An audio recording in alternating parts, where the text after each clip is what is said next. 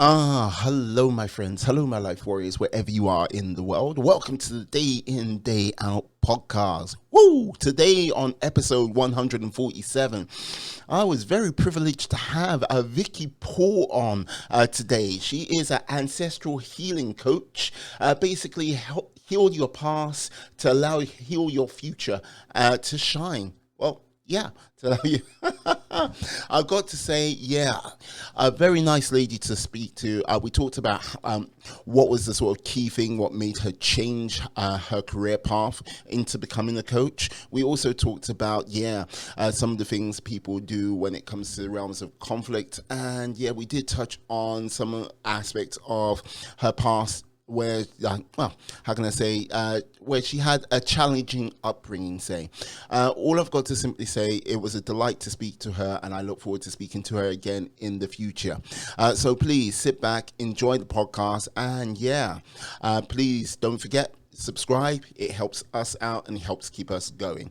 Have a great one, my friends, and enjoy the show. Peace. Hello, my friends. Hello, my life warriors, wherever you are in the world. Welcome to the Day In, Day Out podcast. Today on episode 147. I am very privileged to have Vicky Poole on. She is an ancestral healing coach, helping people basically heal their past to allow their future shine. How are you today? I am absolutely fantastic. Thank you, my love. It's been a glorious day where I am. And like every Geordie out there, when the sun is shining, you're always happy. You're a Geordie girl. I did not know this about you. Now, let me see. Like, do you? I, I think it must be a rite of passage. You can't declare you're a Geordie unless if you support a certain team. And I do not mean the one in red and white because that's sacrilege. You mean the Falcons? No, you're talking about Oh, Sheffield United. I see what you're doing there. I see what you're oh, oh, you're a Falcons fan. Yeah, like you know what? I had a player from the Falcons on the podcast one time ago. Yeah. doing. Oh, Ah, cool. yeah. So I used to play with, so Dean Richards, the chief of rugby there, I used to play rugby with his daughter. Oh, fantastic. So, Like, how long did you play rugby for? oh God, I played on and off now for about, was it 11 years? Yeah. I finished my career as the starting tight head for Newbury Blues. Mm, dearie me. So, Yeah. like, that must have been like, how can I say? That must have been somewhat testing. I'm trying to find. There you go. Like, yeah. Um, Falcons. Do you remember a player called Ollie Phillips by any chance? I do. Yeah, like I had him on the podcast late last year. Oh, Yeah. isn't it a small world? Well, indeed it is. Indeed it is. Like, okay, I have to ask. Now, you most probably get this all the time. Now, ancestral healing coach, what's that about? What's that about? Wow. Well, when I started my own journey, Yes. I had to bring everything back to understanding why I did things. So the way that I was brought up was perfectly normal in inverted commas because that's my only experience. But as I kind of grew up and went out into the wider world, I realized that my upbringing was severely abnormal. So, in understanding how I did things and why I did them, Yes. allowed me to see my past for what it was. And now that I can see the past and the experience for what it was, it enables me to choose what I do in the future. So Mm. I'll give you an example. My grandmother, my mum's mum, during the Second World War, she had two jobs. She made artillery and she drove the big trucks that took the finished artillery to the ships to be shipped back over to the men who were fighting on the front lines. Yeah. And Steady she had hand. a men. Yeah. So different story, but my granddad survived the D-Day landings. Okay. Yeah. I look forward to hearing that. But yeah. Yeah. So my grandma had a mentality which was kind of drummed into her, which was you can, whatever you're doing, You can do it with a smile on your face or a tear in your eye, but the job needs to be done. Mm. And if you don't do that job, the men could not come home because you failed. You are incompetent. Irrespective of how you're feeling, you just need to get on and do the job. Mm. So I just got on and did the job. Irrespective of how I felt about something, I just did it. And what happened was, I went through the motions. I picked my subjects at school based on what other people taught me I should be studying in order to be a doctor.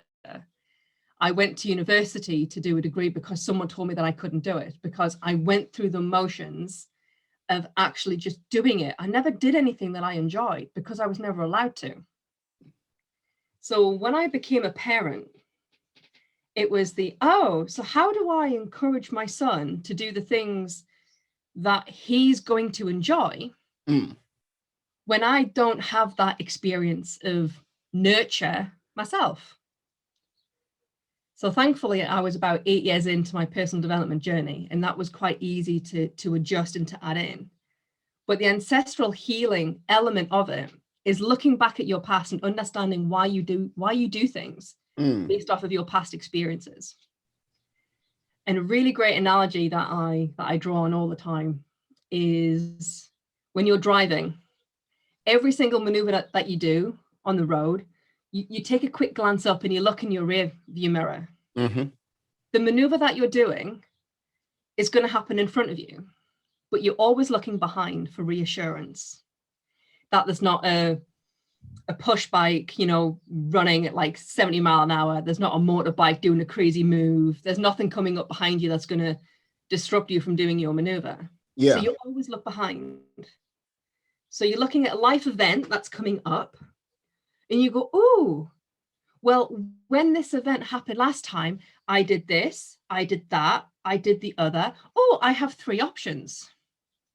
Rather than going, okay, so this event's coming up and I want to be able to get P outcome. How do I get this outcome? And actually moving towards it. And what I do is I help people see the past for what it was and help them see other alternatives to help them achieve the outcomes that they want. Yeah.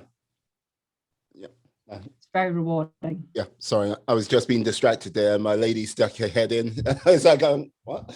Hello, the boss. Oh,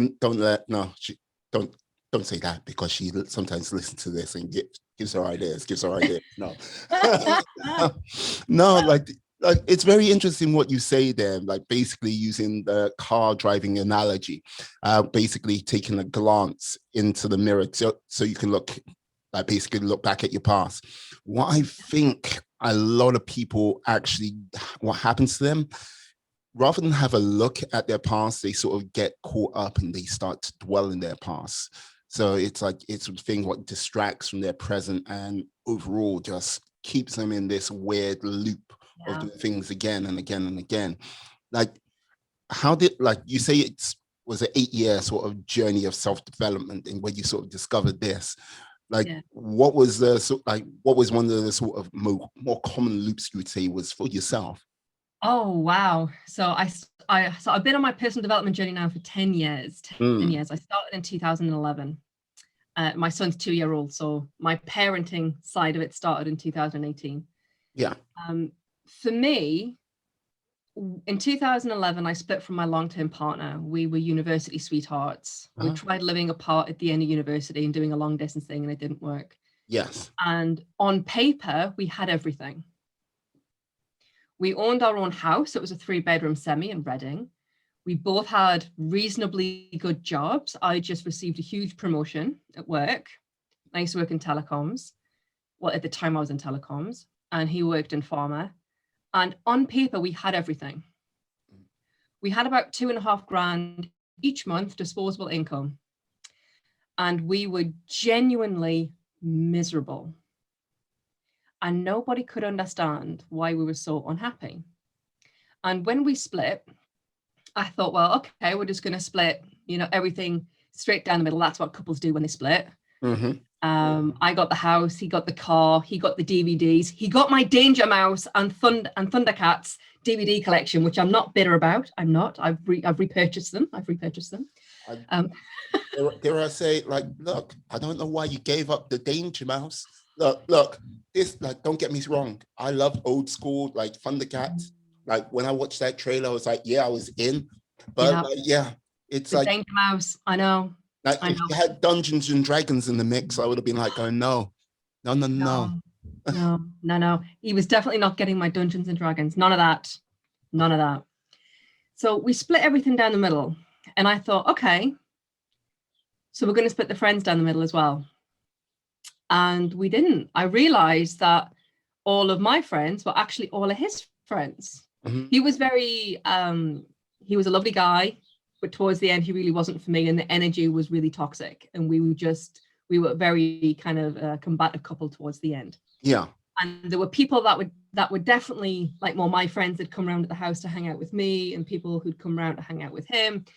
And at the end of it, it was, yeah, no, thanks, Vic. We're gonna go over here and hang out with him. And I was really shocked.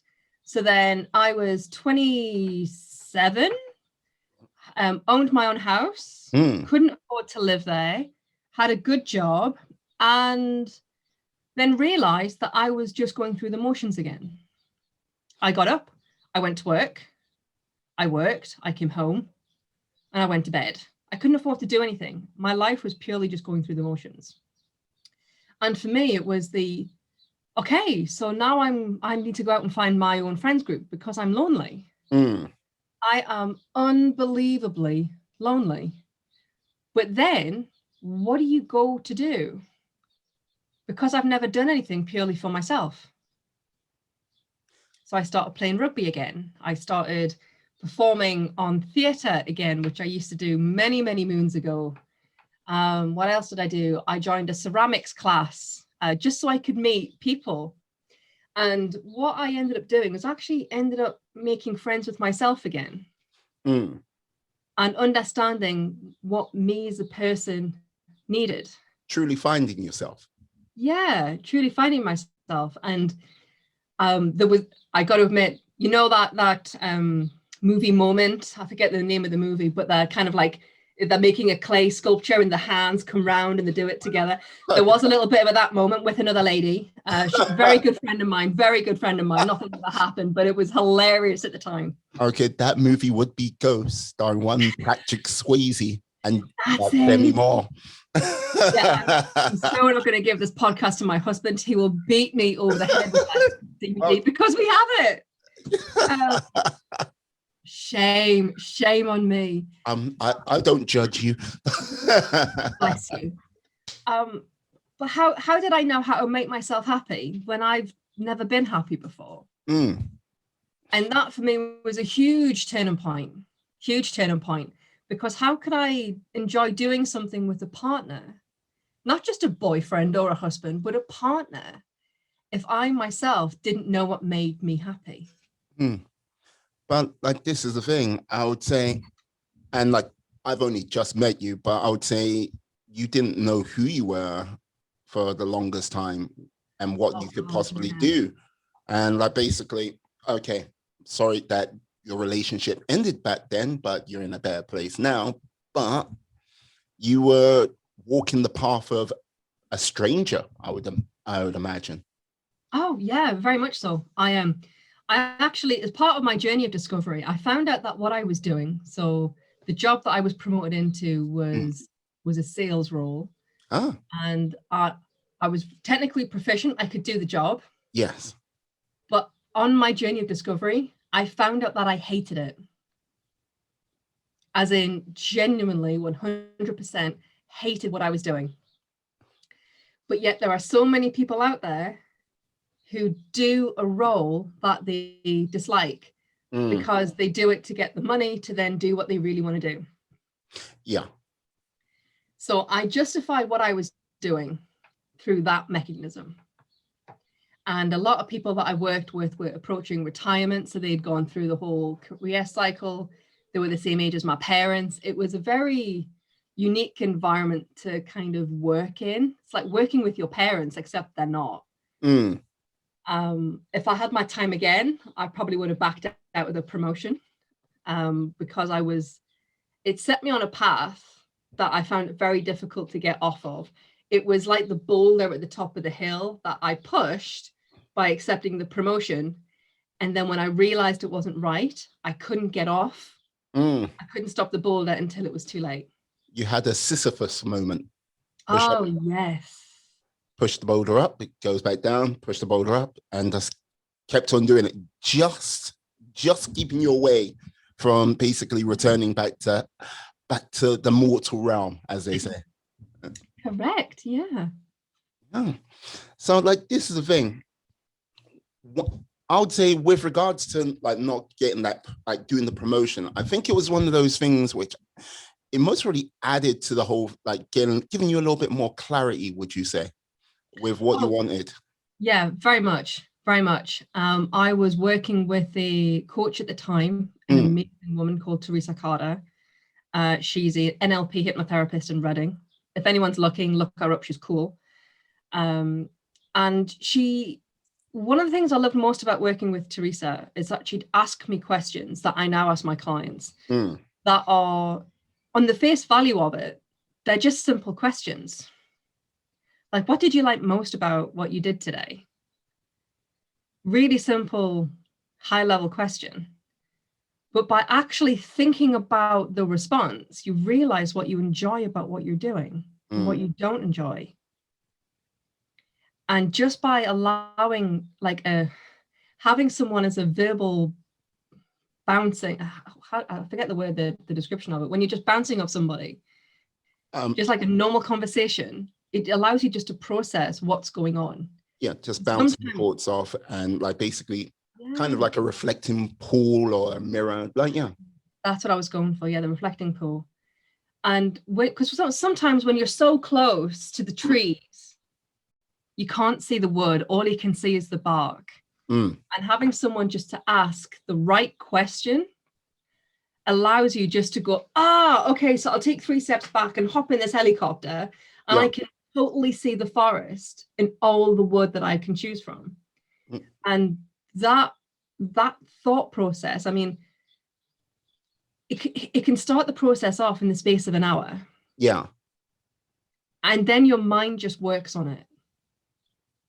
And it's a bit like a production line. You can almost feel the wheels and the cogs cranking in your brain. And then it spits out kind of, you hate telecoms. You hate sales. You know, but now that you can see it, you can then choose what to do about it. Yeah. I've got to ask, was there one aha question, or was it a series of questions which came at you?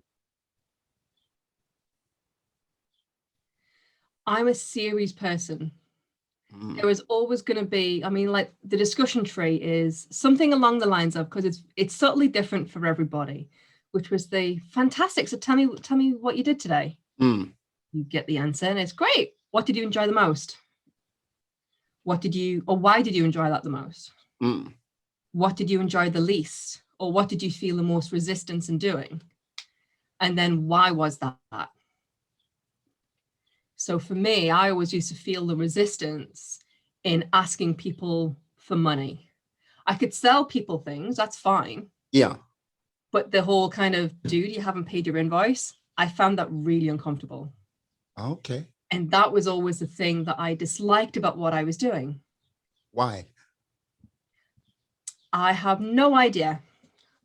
As a child, well, I'll tell a lie, I do know why. Okay. As a child, my family lived below the poverty line, which in Newcastle was a lot more common than what anyone would like to admit. And when you bought something, you had to have the cash, because nobody took credit. Nobody took anything on tick. Pay 50 quid a week? Nah, not happening. I want the cash up front. So by actually giving somebody an invoice, it was okay, so here's the work that I'm going to deliver, and this is the value that you're paying for the work. It was a given that someone was going to pay you. And if somebody didn't, or if you as a person didn't pay for something that that you'd bought, instead of actually asking you for the money, it would be the whole, oh yeah, no, you cannot trust Vic. She didn't pay us for that job I did last week. She's going to pay us on Friday, apparently. So I'll see how that pans out. And then all of a sudden you get talked about. And it was just the culture in the Northeast at the time. The culture has changed. It's not like that now, but back in the 80s, in the early 90s, that was the culture that was there. We had recessions at the time. Nobody had a guaranteed job for more than a week. And it was a very negative place to be in when you're starting talking about money.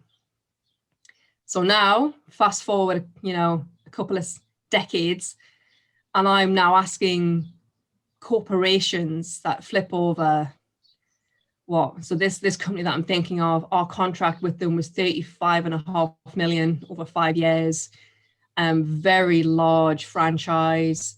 And it was okay, great guys, you haven't paid your last quarter's invoice. Why? And it's oh, well, we have a dispute on the invoice. This site is incorrectly named. And it's, great, I can fix that. So if I fix that, you'll pay the invoice. Yes. So I fix it and they don't pay the invoice. And it was just that I'm doing everything I can to get paid and you still won't pay me. Yeah. And that kind of went against my belief, my experience that I saw as a child up north. Yeah. And that's one of the reasons why I kind of pulled out. I see. No, but it's one of those misnomers which people don't realize when you're in the corporate world. They expect everything to go like clockwork and everything like this. No, the games people play to not sort of pay their money or like to push things along. Yeah, it's quite a strange world sometimes. Yeah. I've just finished a book today by Simon Sinek. I can't remember the name of it. Give us a second. I'll see if I can very quickly. It was an audiobook that I listened to. And Your Reason Why? Or no, it wasn't that one. I've got that book as well. Brilliant book. One second. And Simon's talking about that exact same thing. He's talking about the infinite game. He's talking about responsible leaders. Yes. And the whole he references EpiPens in there, which is a brand of epinephrine injections for someone who has anaphylactic shock. Well, when they first created EpiPens, it was $100 for two, and 5 years later it was $600 for two, because they did no wrong. They were operating within the bounds of the law. Yeah. In order to be able to do their price hikes. And the way that the company was structured is that it actually paid. It reinforced the fact that in order to do this mechanism to make more money for the company, their operating costs stayed the same and the revenue went off the chart. So that's where the margin went. Yeah. They were making so much money that all of the chief exec, all the execs and all the workers, all the sales guys were getting serious mucho dollar. And when they got caught out for doing it, it was we're operating within the bounds of the law. And it's not our responsibility that we price ourselves up. You allowed us to, so this is your fault. And it was that slopey shouldered bit of it. I can get out of this. Yeah. And he offers another thing in there as well, which I thought was really interesting, which is when companies offer returns. And it's you've got to have the actual receipt that you purchased the goods on. So this is one from a cereal box that I looked at today, just for giggles, after I read Simon's book, after I finished Simon's book. In order to actually get the refund, you have to have the physical receipt. You've got to cut out the barcode. Yep. And you've got to post it. You've got to post them both to a particular address within 30 days of buying said item. Yeah. And are you going to do that for £2? Doubtful. No. Very much doubtful. Or like if you are, like you've got something within you which is like desperately like, I'm not going to get done over by you guys, and I will fight and fight. Yeah. Fight. Yeah, exactly. So it's companies who do stuff like this, to me, they make the refunds difficult. And is that the kind of companies that you really want to be buying from, that make things difficult for you? Mm. You know, what happens when you get a good company that actually invests in people and puts their workers' priorities above themselves? And I'm so pleased that there are two significant, large humanitarian movements acting around the world now to put humans first. Yeah. What are they? So one's called Humans First. Yes. And the other one, it's a group that Chris Berryman runs. And I believe it's called the Humanitarian Mission. But I could be wrong because his website is still to go live. But he does a lot of work without his website. All he needs is a phone. He's a lovely guy out in the States. He does a lot of work over there. Yeah. Like, this is the thing, when people talk about like the game, or like, I must hit this goal, or I must hit this target. Unfortunately, and like I will say, I think like that quite a lot sometimes, because I work in sales predominantly as my living. So it's like, yes, hit that target, and then you move on, hit the next target. But when it comes to in life, when people sort of set themselves up for this, I must hit this big, massive target, and they hit it, that's when you like start seeing them sort of unravel and sort of like go off on their tangent, because they've done it. They've got nowhere else to go, when they should be like looking at something like, okay, right, how can I keep on going forever? How can I play this game forever, like to the best of my abilities? And when people do play that infinite game, and I do agree with Simon Sinek, it's like, yeah, that's when they become the sort of leaders in their field, truly. And other companies which are trying to desperately catch up or trying to copy them, when they've got that sort of final goal orientated mindset, you just see them fizzle away. They're there, but they're not actually doing what they want to do, which is lead.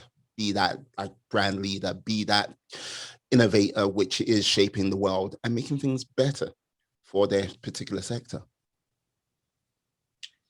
Yeah, it's interesting when you come to like the end of a journey or the end of a step.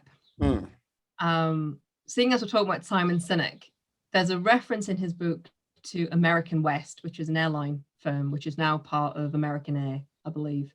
Northwestern. Thank you. Yeah. I don't fly very often, particularly over the last 12 months. So I'm a bit useless with their flights. You, me, and 7.5 billion other people. Yes, brother.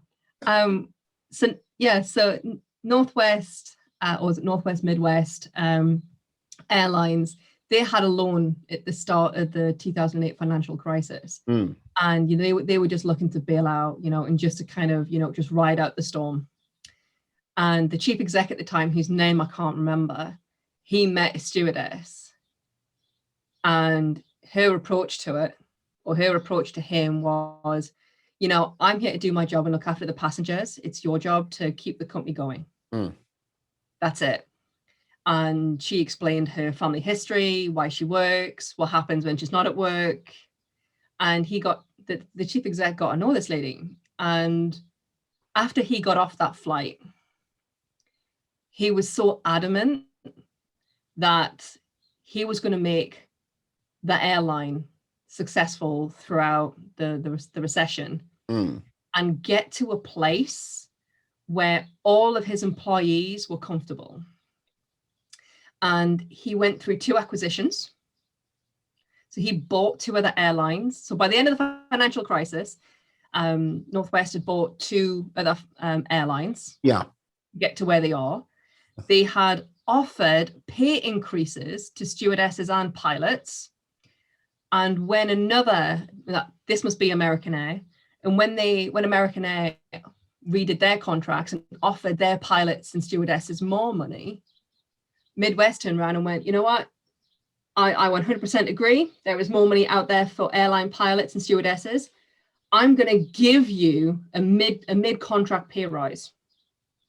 It cost them nearly $1 billion. Now, when you're working for people like that, it's awesome. So anyway, at the end of the financial crisis, he's got a massive company now that can ride out any financial storm. They've got the best contracts for all of their employees. People love working there. And he sat back and went, you know what? I've reached the end of my journey. I've set out what I've set out to achieve and have achieved what I wanted. My staff are safe. What do I do now? And he went on to the next challenge. And isn't that amazing? That you just you've reached the end, and it's I acknowledge that. Now, he could have sat there in that position for years and twiddled his fingers, but he recognized that he was destined for more. And it was I've achieved what I said I was going to achieve. I'm ready for the next thing. This company's ready for the next person. I'm able to hop. And that to me screams self-awareness, because there's no scope creep. You know what it's like in sales. At the beginning of every year, you get given a target. You get asked how you're going to achieve it. You come up with the plan, and then just before Christmas, they'll go, oh, by the way, you need to do an extra 20%.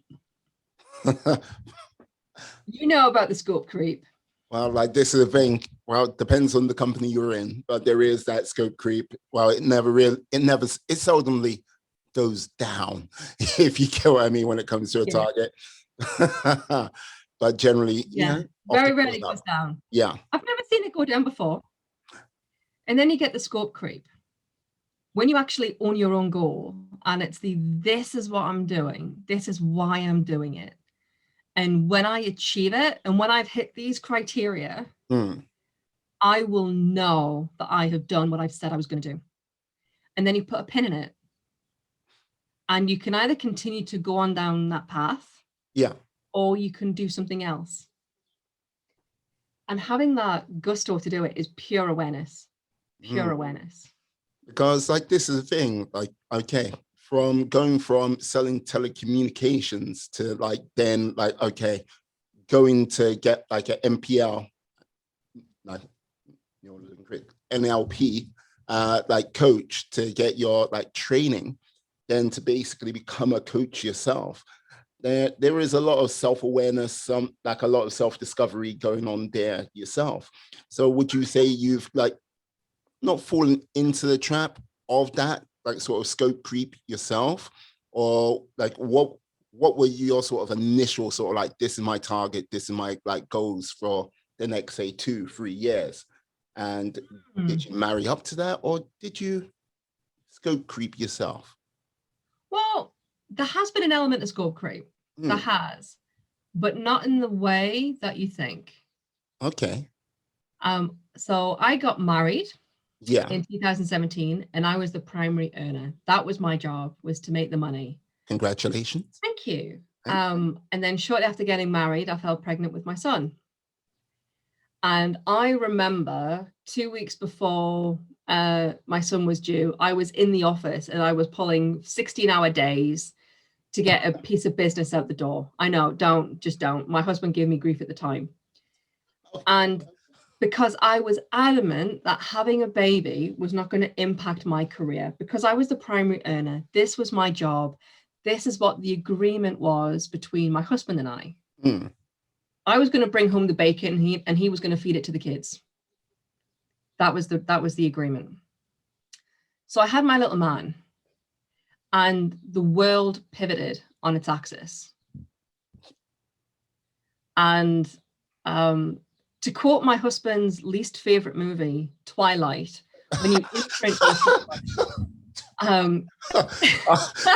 no. Quote Twilight. Oh my God. Yes, I know. He hates it. So I'm definitely going to make him listen to this podcast now. When you imprint on somebody, your whole world just pivots to them. Yeah. They become the gravitational field that holds you together. And that's the only way that I can describe what happened to me when I held my little man in my arms for the first time. Yeah. And I went back to work after 4 months. And literally in my first week, I was flying around the country. And it was really hard.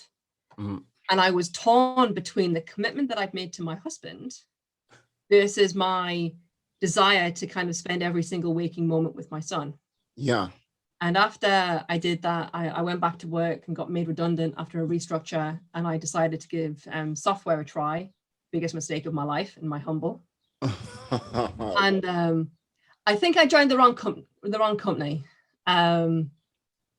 There was a definite culture clash, and I felt it on day one, but didn't do anything about it. But that's a different story. And I kind of knew that when I went back to work after maternity leave, that I just knew that I had a shelf life of doing what I was doing. And that I needed to pay off the mortgage, which would have been, 3 years. I had a shelf life of doing what I was doing. And I thought, well, great. So what am I going to do? I spent 15 years learning sales strategies and how to sell something and how to position something to different markets and how to do the research on keywords and, how flyers should look. I spent the time to learn this. So what am I going to do? Well, I'm going to become an executive coach because I can then apply my sales skills into an executive coaching arena, and I can support and I consult to companies. And that's the route that I went down. And also with being a certified executive coach, you are actually certified. You can become a life coach without any significant training whatsoever. So I am certified.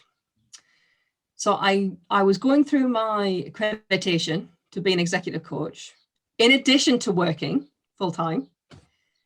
And having a child as well. And having a child and a husband and 2 cats, so it was quite a busy time. And I did my certificate and I did my diploma in quick succession because everything just felt so right. And then about a month before I was due to go in for my final assessment, I had this sort of like feeling that I'm still acting out of alignment. I'm going to be helping executives to sell stuff to people who can't necessarily always afford it so that they can get their next promotion. So I'm still acting out of alignment with myself because I wanted to go in to make a difference to the world. I wanted to help people just like me go through the same journey that I did, but actually have a tour guide who can help them avoid all the all of the pitfalls. That's not executive coaching. So I'm certified as an executive coach. My style and my experiences and approaches are all executive-based training and examples. What I do, instead of actually helping an executive earn more money, I help people become more happy. And I say more happy rather than happier, because happy for me is a scale. And when you understand what happens in your past, you can then tweak it. It's like a recipe. You start out with a cupcake recipe and it's kind of all right. And you tweak it until it's right. And then you do the frostings and you tweak it till it's right. When it's right for you. Yeah. Because when it's right for you. You tweak it. So there has been scope creep, but because I recognized that I was acting out of alignment, or I see this as a realignment to my true cause rather than a scope creep.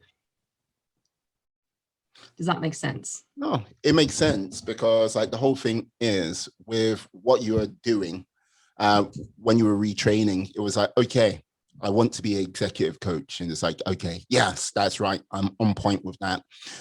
But yes, it is helping people, but no, it's not helping people the way you envisage you wanted to help people. And it was a case of, I think you got into the mix of that. And then when you realized it, which, okay, if this was you just after you split up with your fella from university and stuff like this, you'd most probably just like powered through and just went with it, rather than having that sort of self-awareness to like go, oh, wait a second, we are not going to make that same mistake we have done in the past. So yeah, like how can I say, in the military, like if you're like, okay, in the military, if you've got a map and like you've got to put checkpoints when you're going around in a territory to like go, okay, we need to get from point A to point like D. And like there's a checkpoint you put in between those 2 points to know you're going in the right direction. You fortunately had a checkpoint on this occasion to like, oh, wait, I am going off course here. And correct. I love that. Brilliant analogy. Hey, what can I say? I've got 1 or 2 of them. I'm here a week, people. I'm here a week. Come on. Yeah. But yeah. But like, but with all the coaching and everything like this, like what I've got to simply say, like your sort of journey is, I think, a journey which a lot of people are going to be finding themselves on especially over what's happened over the last sort of 13, 14 months, because there are a lot of people which, with regards to the pandemic, which went, okay, you don't have to do what you're doing right now, or you can't do what you're doing right now. Yeah. There's a lot of people which went, wait a second, do I actually like what I'm doing? Like, am I going the right direction? Like, if you had to speak to people who might have that sort of epiphanal moment through the whole like 40 months, what would you say would be a couple of key pieces of advice you would give them? Oh, wow. So I can only ever speak from my own experience. Yeah. And when you decide to get off the hamster wheel, that's fine. The world is going to keep on spinning. It's just a projection that we ourselves have that we need to keep spinning on the hamster wheel. Otherwise, Armageddon's going to come and, we won't find out, what's going to happen on the next TV series. It's just a projection that we give ourselves. And by stopping and actually just taking a few moments to reflect and actually having some genuine you time, genuine you time, then you'll be in a far better place to know what direction you need to go down. There are some worked examples that I go through with people quite regularly. Probably not something that we can do in a podcast, but people are entitled to grab a free half hour with me and I can go through it with them there. One that I can offer to anyone who's listening is, when it's a nice day, go and sit in a park, lie down, take your shoes off and your socks off, and just connect. Because we as human beings, we've got mobile phones, we've got laptops, cameras, Wi-Fi, Bluetooth, we've got technology oozing at us constantly. And when you disconnect, you're more able to reconnect. Because you've had a chance to do a Microsoft hard reset on your brain. Which, if anyone's listening abroad, that's I don't know how far that joke runs, but it's effectively when you turn off your computer and turn it back on again. By actually just taking time out to just chill out and have an hour without any tech. So bring a watch that, you can't get your text messages on, and just sit there and like lie on the grass and just reconnect. It is amazing what an hour can do a month, just lying in a park, listening to birds.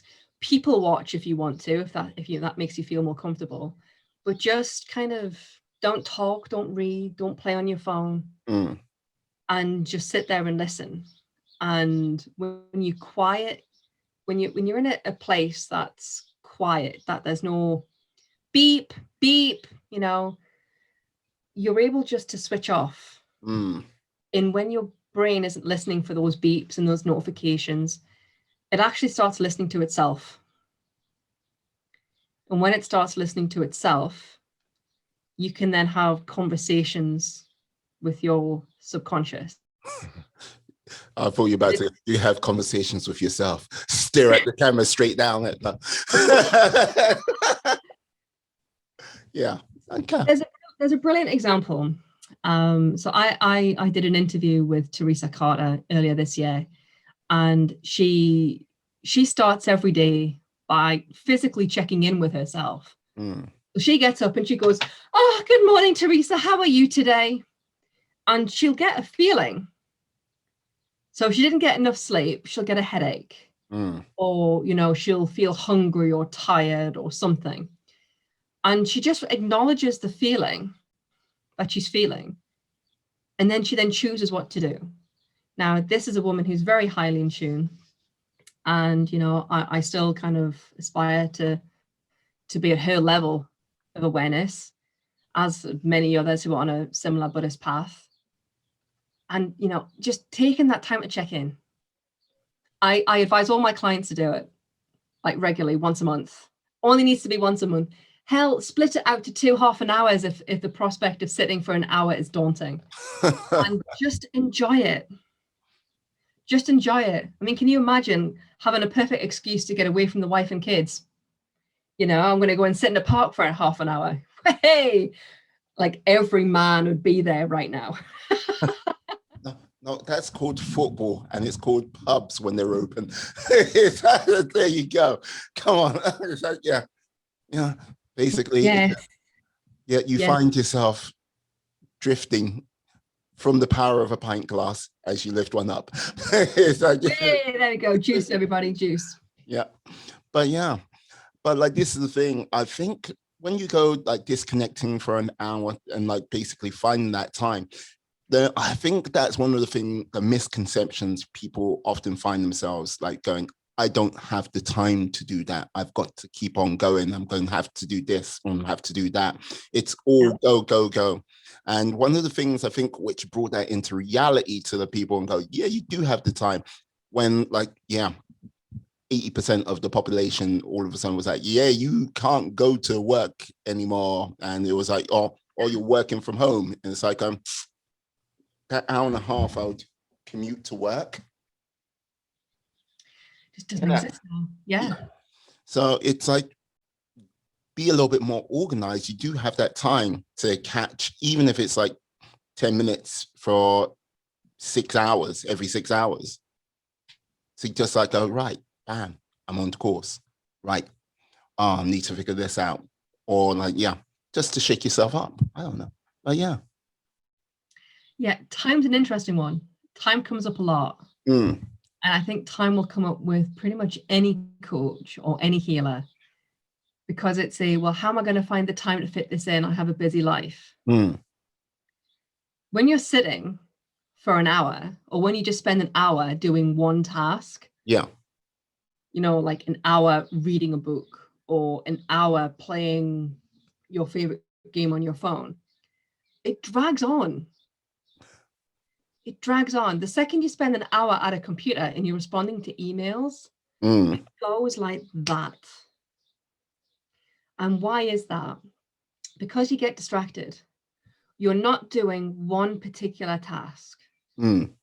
So you can find time to do anything that you really want to when you're committed to finding the time. So I offer this as part of it's a freebie that you can download. I think I've still got it up on my website, and it's becoming more productive. So you keep a list of everything that needs to be done. So you can have a work list, you can have a home list, you can have a shopping list, whatever it is. And it's all the jobs that need to be done. So post to Facebook, post to Instagram, whatever it is that you need to do for your business, respond to emails, do these contracts, write down the list. What physically needs to be done today? And then you kind of like mark those as 1, 2, 3. Like everything that needs to be done as a 1 today has to be done today. Yeah. So you rewrite all the ones onto a separate piece of paper, and that becomes your daily goal list. So once you've done all of the number ones, you've achieved everything that you physically needed to get done today. Now that you've done that, what gives you the most value? People, as a general rule of thumb, go, oh, okay, I can now move on to everything else. So you're always playing catch up. Those things don't need to be done today. You know, you're doing something today that needs to be done on Friday. Why just do it on Friday? Well, I might not necessarily have the time on Friday, but if you structure every single day like this, then you will. You will. So then you've got, okay, so I've done everything that needed to get done. It's finished. What now needs to be done to support your business, to support your growth? Oh, well, it's 10:30.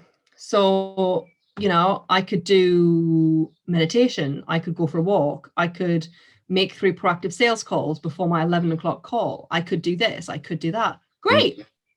So which one gives you the most value? And then do it. And then when you run your day like that, you have time for everything. So if anyone's listening who keeps a to-do list, start tracking when these things need to be done by.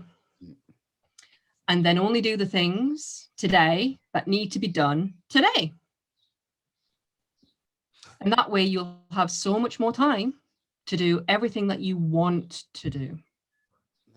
You know what? I've got a problem with what you just said. Like, Ooh, I really do. Yeah, it's just filled with common sense and practical like words right there. But like, yeah, it just seems too obvious. Yeah. So there's, for anyone who's a bit of a book nerd, there are 2 books. So there's Hal Elrod, The Miracle Morning, and there's another book called The Productivity Ninja, who I can't remember who's authored that. 2 books that will change the way that you structure your days. The Miracle Morning is get up early and do these 6 tasks, and it'll set you up mentally for the day ahead. You don't need to do all 6. I do my Miracle Morning in 15 minutes. It doesn't need to be an hour. And the Productivity Ninja is, I read it and went, this is so obvious. This can't possibly be this simple. And I did it, and I started to achieve so much more. And people say it doesn't work. Yes, it does. Follow the process. Follow the process. So, well, I did it for 3 days and it didn't work. You did it for 3 days. If you did a diet for 3 days, would you say that was successful? No. How long does it take you to get a diet to work? Oh, about a month. So do it for a month.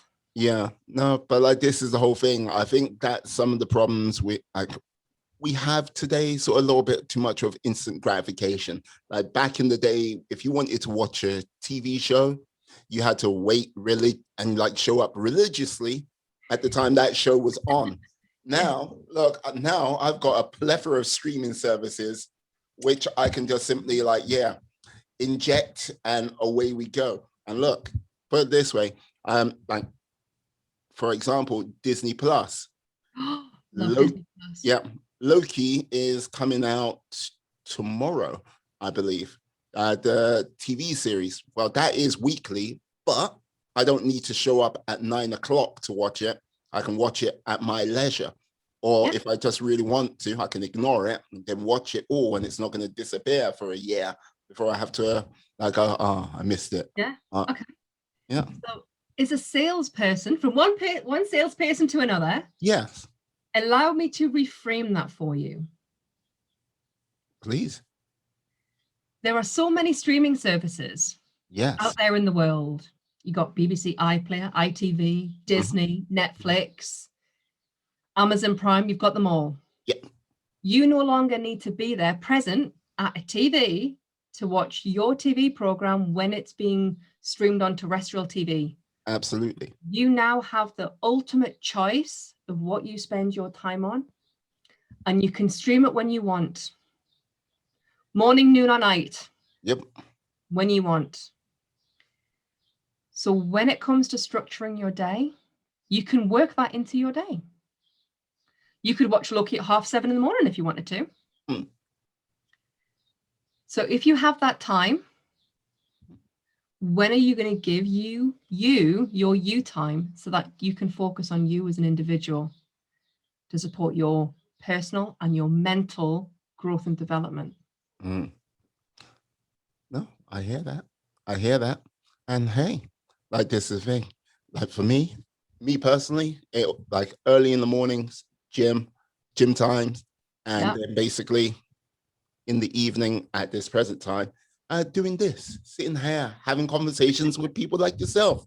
Wonderful people. What can I say? That's a pretty structured day. Like it.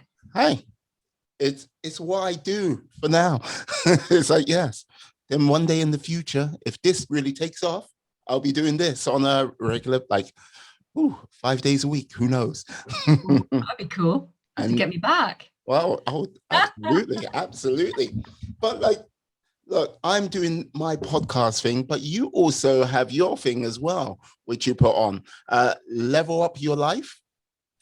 Yeah, so I started a YouTube, Level Up Your Life. Yeah. And it's little, I haven't posted for a while actually, so thank you for the reminder that I should really be putting some stuff up there. No worries. It's been only 3 months, but hey.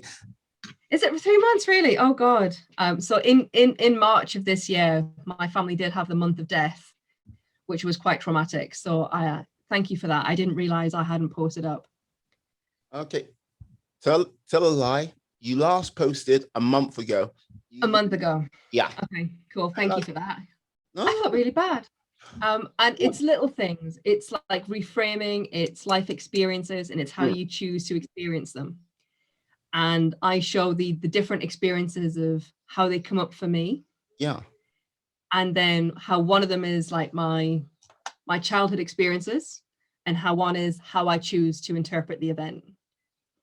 There is in fact, we were joking before we hit record today about how I like to take time when I'm on video to, wear a shirt or at least look sensible, have a bit of lippy.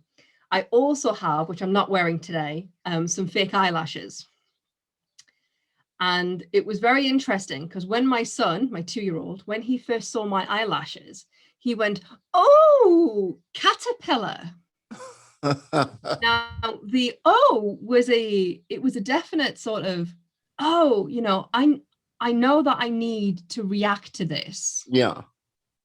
But I don't know what it is, so I'll just say the word that it looks like, which is caterpillar. Now, my husband thought it was hilarious because he knew that he couldn't say that to me and get away with it.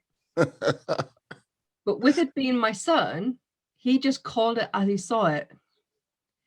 And he actually looked at me, recognized that something was different, and tried to communicate what it was. And because of it was this is different, I like it, rather than which is what he would say if he didn't. And for me, that was really interesting to see the two men in my life react so differently to the same thing that they both saw at the same time for the first time, which was my crazy eyelashes. So the whole process of being uninhibited is something that children have. They call it as they see it. And as they get older, as we all get older, we lose that and we then become confined and restrained. Well, what happens if we didn't have that? I would say it'll be a difficult game to play because like this is the whole thing. Like I think it's a kind of a tribal thing because in many regards, we are still like, even though we're not politicians, we're playing social politics, and to just like be unencumbered and just say what you want like a kid is, put it this way, yeah, your son got, that's sweet. Your husband would have got, wait until the kid's asleep.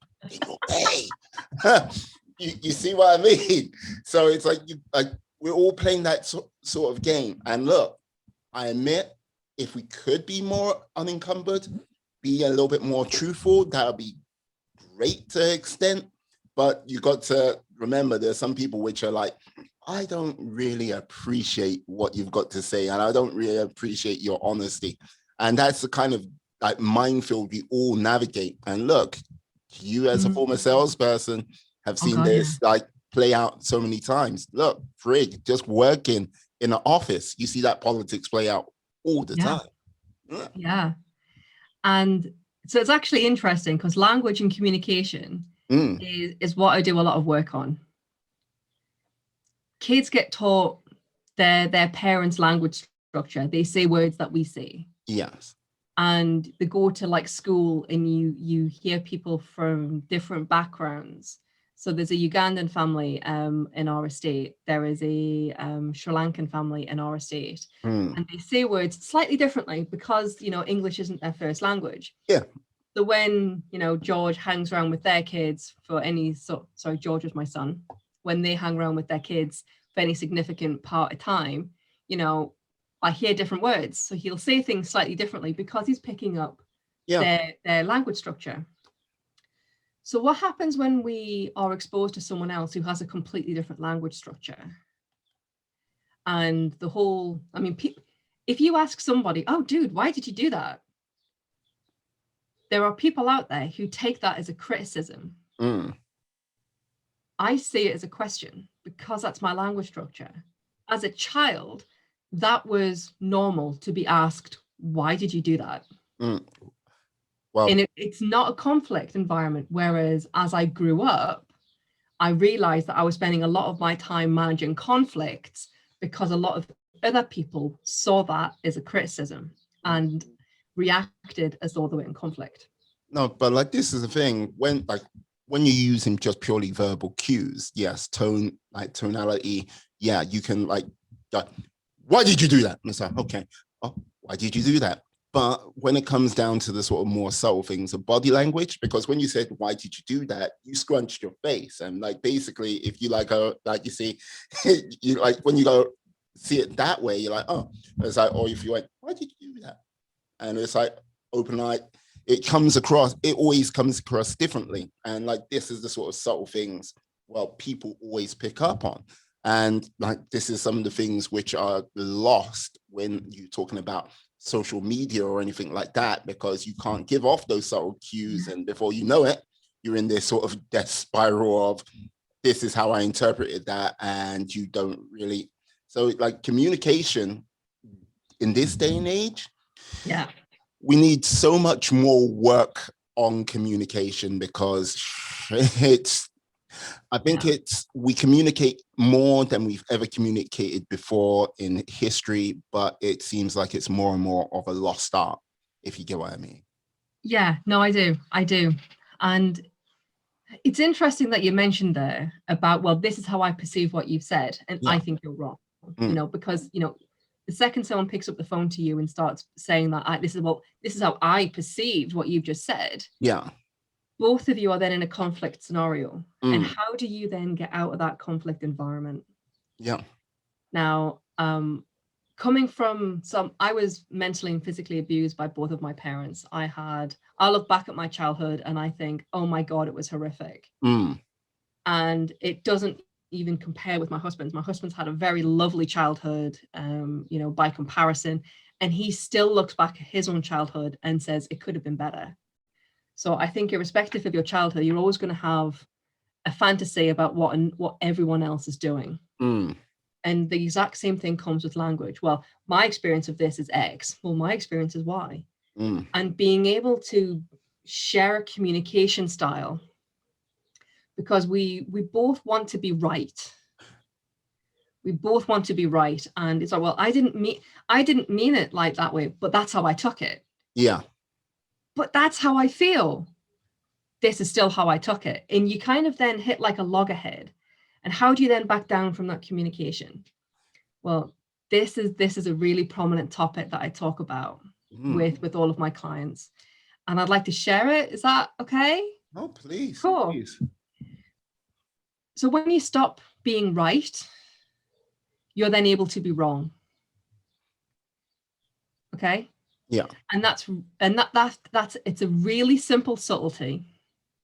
And it's so hugely important, because when you're no longer fighting to be right, all you wish to do is to get your point across. And if that person still doesn't agree, then that's fine. But as long as they understand your point, then what your aim is, what your objection, what your action or your outcome has been achieved. And the way that you go around and you do that is to perform something magical called the do-over. and you say things like, oh, I wasn't expecting your reaction from this. Clearly, I haven't articulated myself correctly. Allow me to try this again. Now, this can be done in the heat of a moment, in like a proper argument scenario, or it can be done after the event. So, oh, sweetie, yeah, I was thinking about that exchange that we had earlier, and I'm not happy with how we finished the conversation. Can we do that again? Because I've had time to think about your reaction, so I hadn't thought about that. And you then try the dialogue again. Now, if you keep coming up against the same scenario, which is the other person's desperate to be right, you add in another sentence, which is life-changing, which is you make your point. Okay. And then you say these magical words. Can you repeat back to me what you heard me say? So I'll give you an example. So I'm drawing this example from the book Nonviolent Communication by Marshall Rosenberg. And this is a teacher and a student scenario. So the teacher says to the student, Bob, I noticed that your homework is late. Yeah. Can you stay behind tonight and just finish off your project? Otherwise, you're going to fall behind in the class. Bob turns around and gets really angry and says, oh my God, miss, I have to miss football as a result of this. I'm really not happy. Teacher turns around and says, Bob, can you just repeat to me what you heard me say? Well, I heard you say that I have to that I have to miss football tonight, so I have to stay here and finish off this project. That's not what the teacher said. So the teacher rearticulates it. And when the teacher articulates it in a way that the student understands, the student then is able to say that it's not him losing his football privilege, it's him staying in school and him getting the grade. And being able just to hold your space where you are and being able to receive the other person's objection really diffuses the situation. So you mentioned earlier about, you gave me a military example about using checkpoints. Yeah. Military teaches its soldiers how to communicate and how to stand in a position of power, how you position yourself body language wise to look authoritative. So even in a conflict scenario, even if you are absolutely bricking it, you still look like Rambo. Marshall's nonviolent communication gives you the verbal cues and techniques to be able to bounce with somebody in a way that's non-threatening, non-violent. And I use a lot of his practices in my coaching. Okay. So that you can have an exchange, you can have a dialogue with someone that is particularly heated, where you feel nervous and attacked. You can keep your cool. And because you keep your cool, the other person keeps their cool too. So it never gets out of control. Like, I would imagine, I hear that and I applaud that. But like one of the things I would say is that takes a lot of willpower and like to maintain one's composure depending on the particular scenario. Look, because there are many a person out there who communicate, and once they've hit a certain level of temper, that sort of composure, and trying to talk them down sometimes is like, okay, let me just expedite myself from this situation. And so, yeah, it is. I hear that. Okay. Very tricky. I hear that. I work with a lot of gentlemen. I beg your pardon, I tell a lie. I work with gentlemen and ladies who have particular anger issues where they are very easily triggered. And it's now that I'm in this place, I can see there's lights, there's sparking, how do I bring myself back? And it's you need to take a time out. And I'm not talking about sitting on the stairs, right, and picking at your toenails. It's okay, I don't know how to respond to that right now. Yeah. I'm going to take some time so that I can respond in the best way possible. I'm going to go now. And then get up and go. And then when you've had a chance to think about and calm down what needs to be said, then you come back and it's right, thank you for giving me that time. Yeah. I've had a chance to think, and I think I have an answer for you. Is now a good time to continue our conversation? In which case you get a yes or a no. Now, people are going to listen to this and they're going to say, oh, you're giving the other person all your power by starting the conversation at their pace, because, are they ready to continue? They could still be quite cut up. So by going back into a situation where you're ready and they're not, it's automatically going to be bolstering a confrontation scenario where you're going to end up fighting again. And even if you're not able to articulate eloquently what's going on inside your head, I mean, hell, even just saying, right, I can't think about an answer to that right now. Yeah. I'm going. Get up and go. If you are so inclined, you can throw in a few expletives if you wish. If that's your dialogue that you have, or the language style that you have. But the most important element is taking a break and actually thinking about what's being said and what's happened. And don't tell yourself the stories. So listen to what the other person has said. So the stories. Okay. I saw your eyes prick. I was like, yeah, but it's like when you say the story. Oh, the story. Okay, so I'm going to give you an example of what happened to my husband and I 2 weeks ago. Okay. He went, juicy snacklet coming. Oh, here we go. So he went shopping. He went shopping, and he went shopping to a physical supermarket, and he needed 10 things. He forgot the tomato ketchup.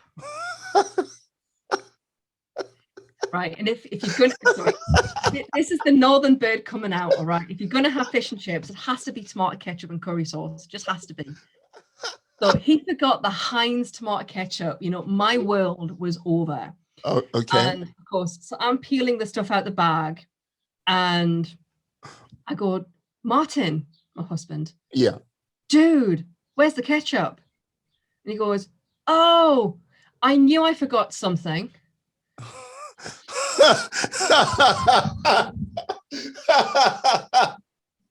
So I'm thinking, dude, get your sorry. I'm thinking this. I'm thinking, get your sorry behind out the door and get me my tomato ketchup.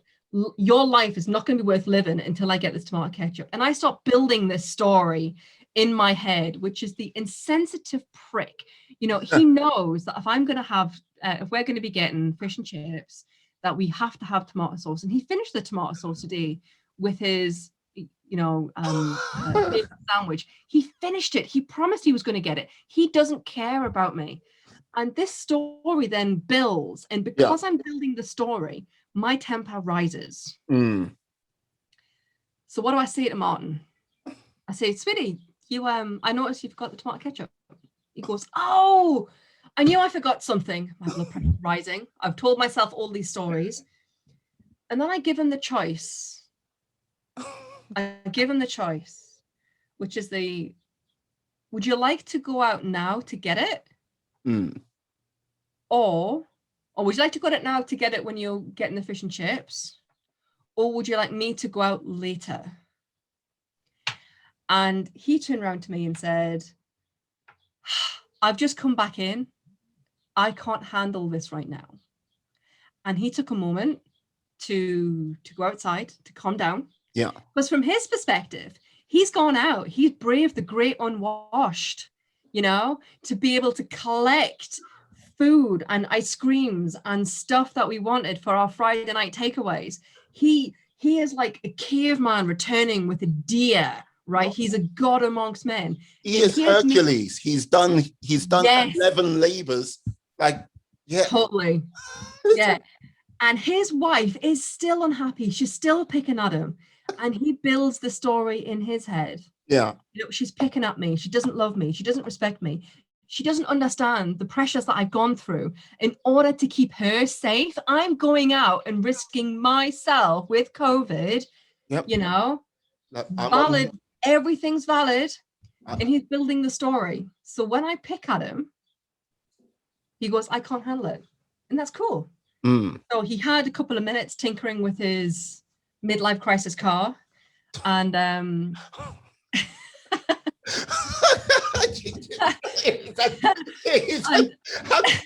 you put it like that? It's just like, yeah. She's like, I hate that damn car. I hate my passion. I love that damn car. I love that damn car. It's a Mazda MX-5. I love it. They never call it like his midlife crisis car.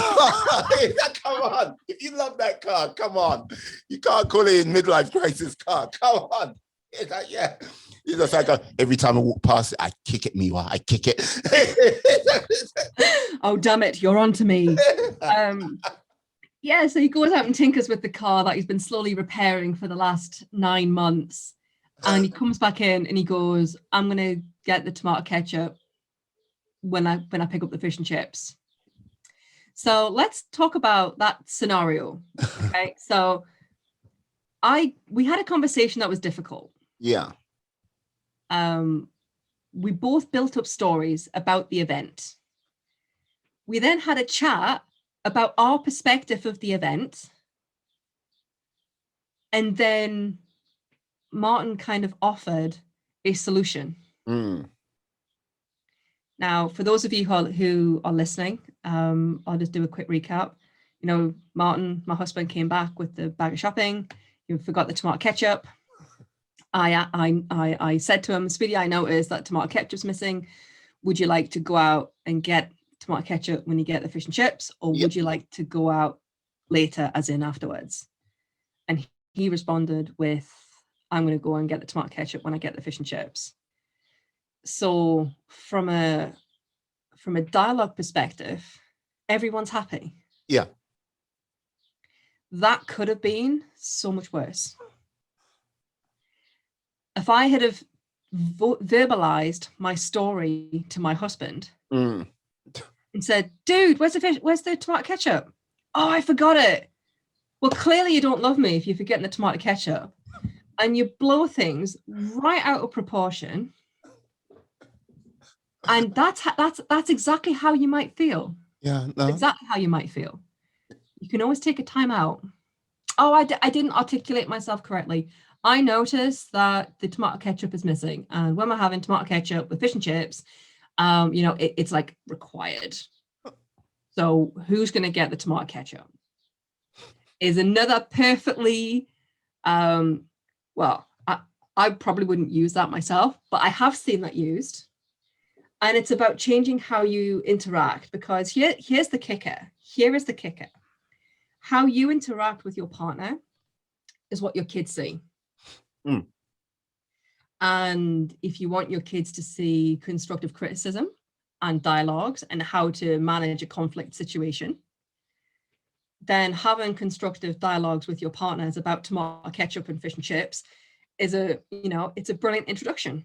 Yeah.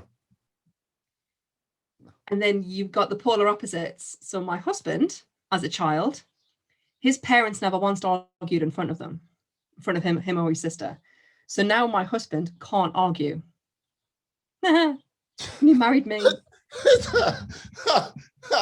It's like, look, I'm like, with all due respect, and I say this with all due respect, it's like, if he knew how to argue, I think he would still have a handful of a time. It's like, Yeah, I'd give him a run for his money.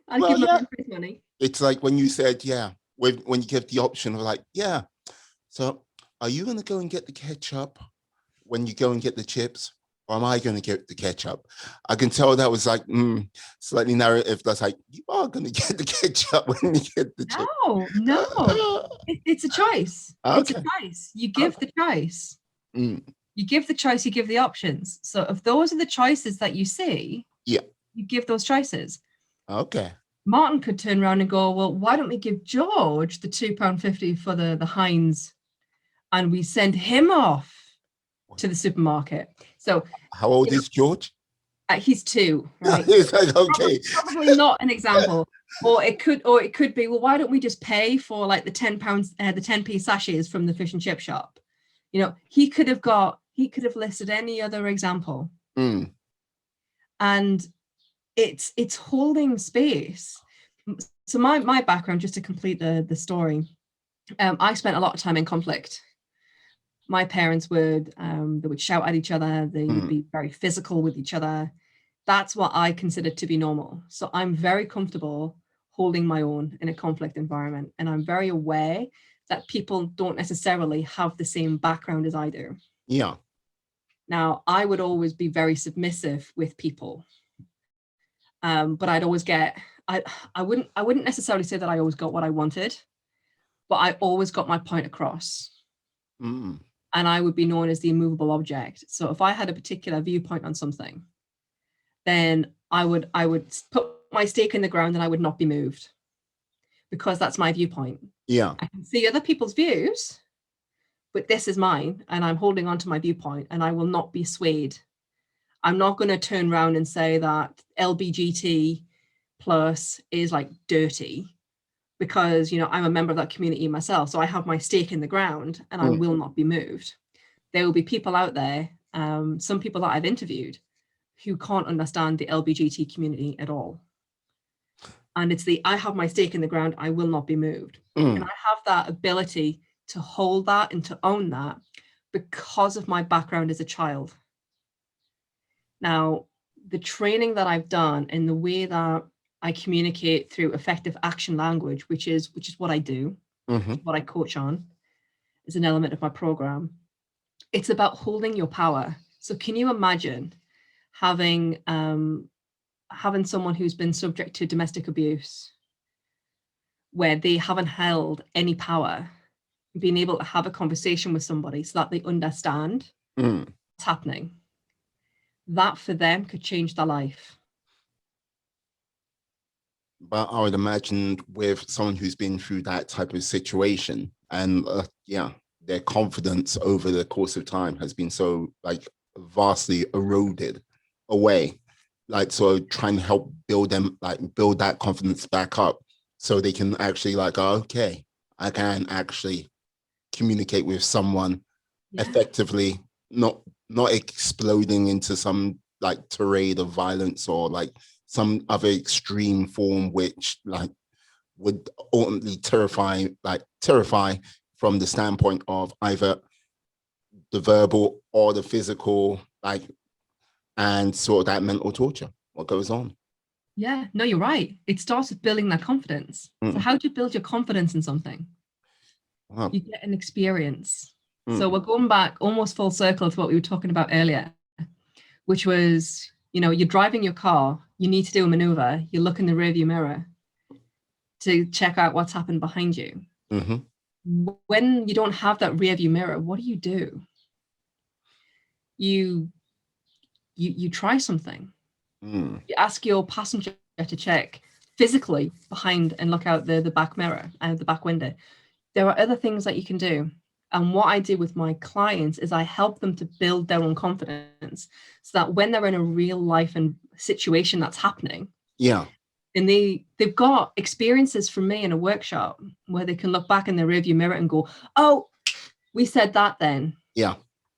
Oh, this is how I get myself out of a situation where I'm subject to physical violence. Oh, this is when I do that. Because when you have those items in your arsenal, that's when you start to hold and own your power. And you do nothing, absolutely nothing, other than share how you're feeling. And it's the words that you use to explain to the other person how you're feeling that diffuses the situation. There are some military techniques in there as well, which I find amazing. And it's about controlling conflict.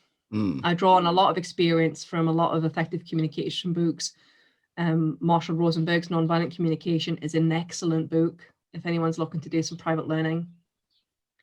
And for me, coming from like being able to change how people always saw me as aggressive and confrontational and happy in a conflict environment.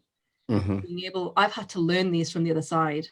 I've had to learn these skills from like the abuser perspective, almost, because I was, whilst I was submissive with people, I would always have a very dominant personality. And these skills and these techniques have changed my life in the way that I communicate, so that people are never in a conflict environment with me. Now, from an abusee perspective, or someone who's always on the receiving end or wants to be able to hold their own power, being able to communicate in a very similar way would then allow the dominant person to be able to and fro, like playing tennis.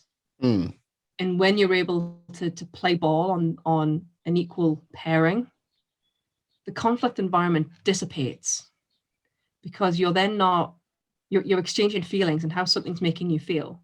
You're using clean and simple language, so that you're not describing yourself as, oh, I feel yabbles wacky when you do this. You're using really clear language. That makes me feel distressed. So people know how you're feeling. And then you can choose to react one way, and they can choose to change their approach so that you don't feel distressed. And there are plenty of techniques that I can go through. I'm looking at the clock, and I think that we might be close on time. So I probably can't jump into those right now. But people are more than welcome to grab some time with me, and we can go through these things together, because these are the things that have changed my life. And this is what I do to help people change theirs. Outstanding. You know what? That's a very good place to end this podcast here today. But I definitely would get you back on again for a part 2 for sure. Because awesome. What can I say? Now, it's a date. Oh, it's a date. Don't let your husband hear you say that. Or your little boy comes in. Who's that? Don't worry. He's the man on the other side of the screen. Say no more. Can you tell the lovely people out there how they can get hold of you through the interwebs? Through the interwebs. Cool. Easiest place to grab me is on my website, which is vickipoolecoaching.co.uk. I've got all my links on there. I've even got my number on there as well. So if you can't wait the 20 minutes it'll take for me to reply to you, you can always just pick up the phone and call me. Outstanding. Vicky, I'd like to say thank you for coming on today. You have been an absolute superstar. Yes, I sometimes pity your husband at this present time, but that's another story. He's a good man. Indeed he is. I'd like to say thank you to you, my friends, my life warriors out there. Please stay safe, stay well, be awesome, be fantastic, be all the positive bees you can be in this world, and then some. Have a great day, guys. Bye-bye. And we are out.